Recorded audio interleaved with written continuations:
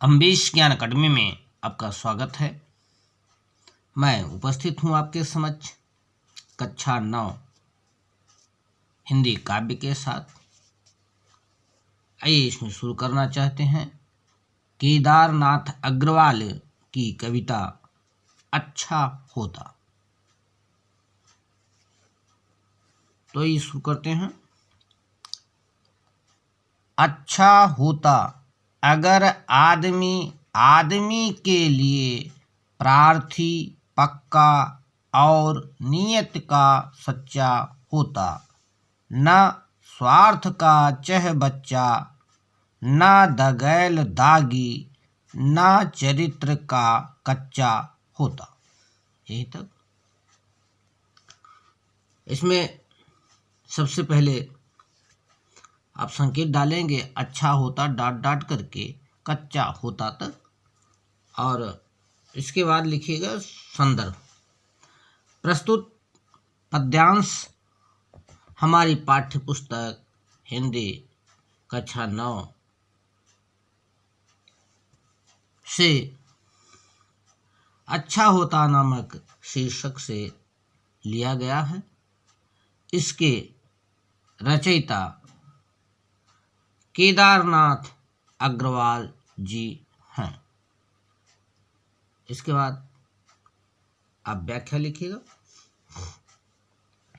व्याख्या में अच्छा होता यहीं से कवि कहता है कि यह देश और समाज के लिए बहुत अच्छा होता जब एक आदमी दूसरे आदमी के हित में काम करता।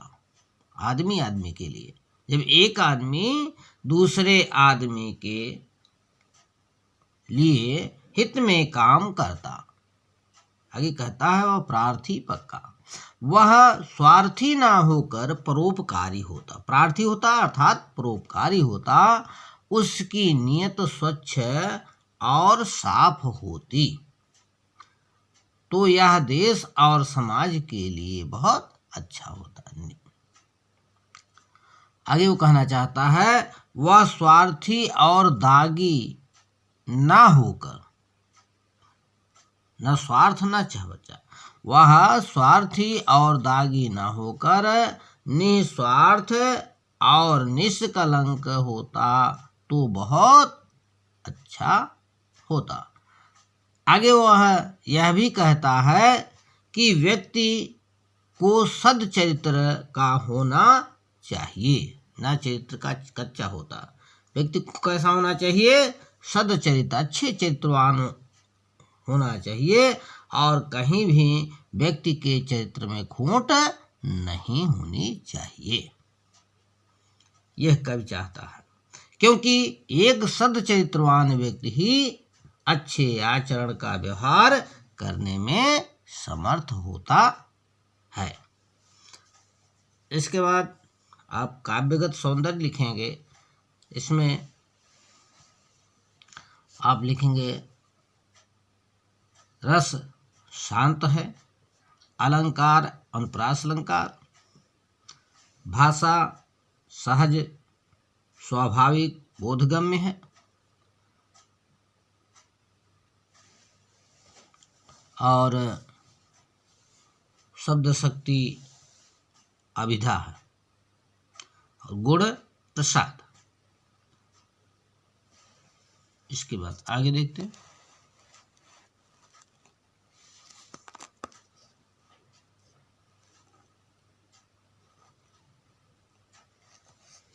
आगे देखिए, अच्छा होता अगर आदमी के लिए दिलदार दिलेर और हृदय की थाती होता, ना ईमान का घाती ठगैत ठाकुर, ना मौत का बाराती होता। तो यहाँ देखिए संदर्भ वही रहेगा। आइए व्याख्या देखते हैं। व्याख्या में आप देखिए अच्छा होता, यहाँ कवि कहता है कि यह कितना अच्छा होता कि जब आदमी आदमी के लिए मर मिटने को तैयार रहता।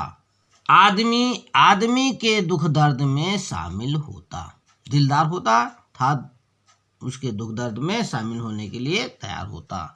दूसरे का हित करने वाला होता, तो कितना अच्छा होता। सुख दुख की को बांट कर करने वाला व्यक्ति होता तो कितना अच्छा होता।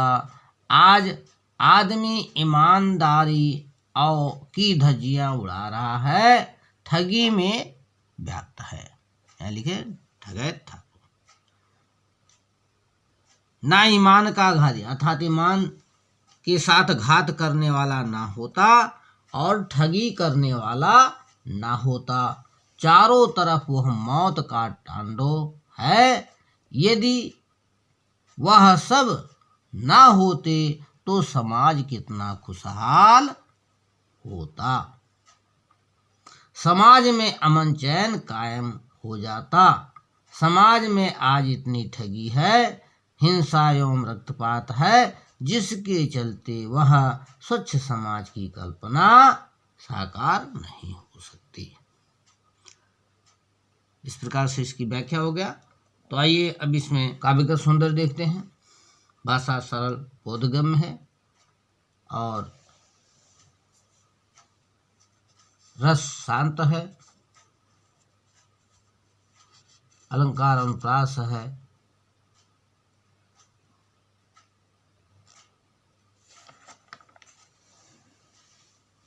और शब्द शक्ति अभिधा है। आइए इनकी दूसरी कविता जो है सितार संगीत की रात। सितार संगीत की रात में, सितार संगीत की रात, इसमें देखिए आग के होंठ बोलते हैं, सितार के बोल खुलती चली जाती हैं, शहद की पंखुड़ियाँ चूमती अंगुलियों के नृत्य पर राग करते हैं किलोल, रात के खुले वक्ष पर चंद्रमा के साथ। यहीं तक। तो सबसे पहले इसमें आप संकेत डालेंगे आग के और डाट डाट करके चंद्रमा के साथ। इसके बाद इसमें संदर्भ लिखेंगे।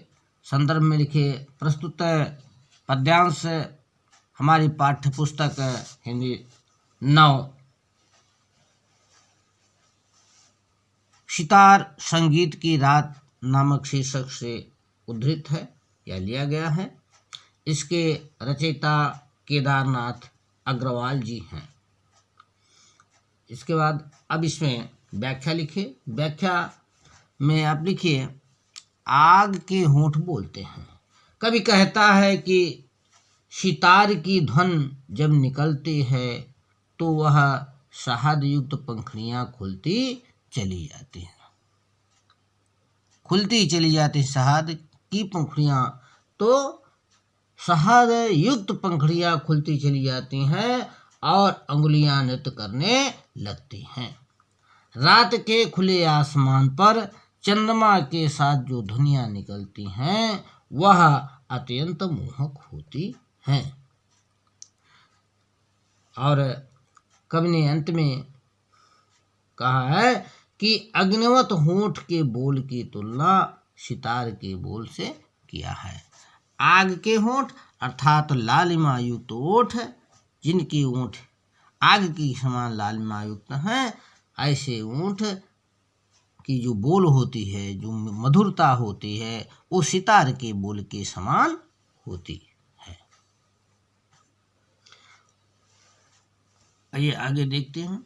शताब्दियाँ झांकती हैं अनंत की खिड़कियों से, संगीत के समारोह में कौमार्य बरसता है, हर्ष का हंस दूध पर तैरता है, जिस पर सवार भूमि की सरस्वती काव्यलोक में विचरण करती है।